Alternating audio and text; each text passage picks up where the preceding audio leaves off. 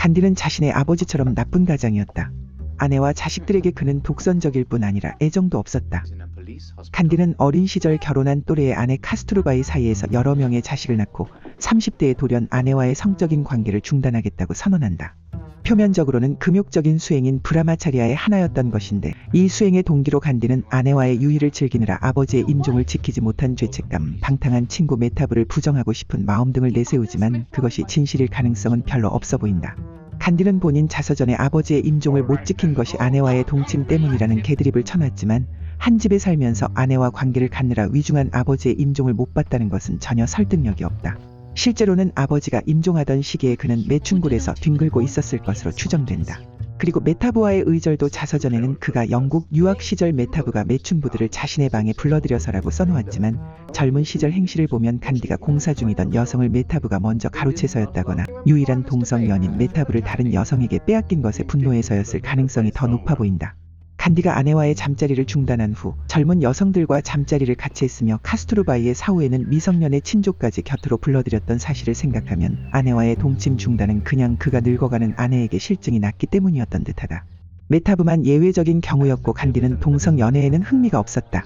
간디의 측근 남성이 자신의 아내가 알몸으로 간디의 몸 위에 누워있는 것을 본 뒤 자기가 대신 간디의 몸을 따뜻하게 해주겠다고 대들자 간디는 그것은 성욕을 이겨내려는 자신의 수행에는 의미 없는 일이라고 꾸짖은 일도 있었다. 간디 자신은 끝까지 이러한 행동들이 직접적인 성적 접촉이 아니라 육체적 욕망을 이겨내기 위한 수행으로서 행한 것이며 어떠한 욕망도 느끼지 않았다고 억지를 부렸다. 물론 여기에 그 상대 여성들에 대한 배려 같은 것은 없었다. 오히려 간디는 잠자리의 파트너를 바꾸는 방식으로 자신의 척들의 충성을 경쟁시켰고 때로는 여러 명의 여인들과 알몸으로 이상한 금욕의식을 치르기도 했다. 영화에서는 슬레이드와 아바, 마누 정도만이 등장하고 함께 자는 모습 따위는 나타나지도 않지만 간디와 잠자리를 같이 했던 여성들은 이보다 훨씬 더 많았다. 간디는 끊임없이 인간의 성욕과 번식으로서의 성적 행동까지 사악하다고 주장하면서 다른 이들의 결혼조차 비난했지만 성욕을 채우기 위해 자신의 권력을 이용할 줄 아는 남자였다. 그는 아내와 자식들에게도 당당하게 잔인한 행동을 저질렀는데 비폭력을 내세웠던 간디가 자신의 가족들에게 행한 정신적 폭력은 지독하게 가부장적인 인도 사회에서는 그나마 민주적이고 관대한 수준이었는지도 모르겠다. 간디는 스스로 하리잔이라 칭한 불가촉 천민들을 위한 순례에서 아내가 불가촉 천민 여성과 함께 살도록 명령했다.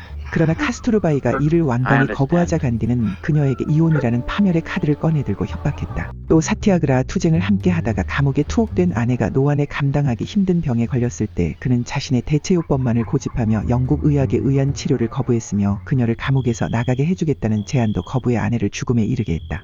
더 젊은 시절 간디 자신이 치명적인 상태에 도달하자 결국 영국식 치료와 수술을 받아 살아나고 훗날 병든 마누가 자신의 기도요법 등의 처방에도 불구하고 더 위독해지자 영국의 의술을 찾은 일들과는 대비되는 일이다. 영화 속에서만큼은 아내의 죽음에 눈물을 흘리고 슬퍼하는 자상한 남편 간디는 실제로는 자신의 아내가 죽은 그 감옥에서 손녀 조카인 11살의 마누를 품에 안는다. 간디의 젊고 매력적인 이성들에 대한 편집증은 집착과 질투심, 소유욕이 매우 강한 것이었다. 50세의 간디는 댐크 여성 에스더 페링에 반해 그녀를 힌두교도들이 수행하며 거주하는 자신의 아시람으로 불러들였다. 그는 카스투르바이로부터 그녀가 갈굼당할까봐 두려워하기도 했고 에스더가 다른 사교 모임 같은 자신의 영향권을 벗어난 곳에 돌아다니면 질겁을 했다. 에스더가 아시람에 들어온 지 얼마 되지 않아 고향으로 돌아간 뒤 간디는 매일같이 그녀에게 편지를 보냈고 그 답장으로 그녀가 메논이라는 남자와 결혼한다는 이야기를 들었을 때는 크게 낙심하고 만다. 그러나 이후로도 늙은 간디는 꾸준히 사랑을 담아서 그녀에게 편지를 보낸다. 그는 또 어린 마누를 잃을 위험을 감수하고 학교에 보낼 것인지 계속 자신의 곁에 둘지를 두고 심각하게 고민하기도 하였다.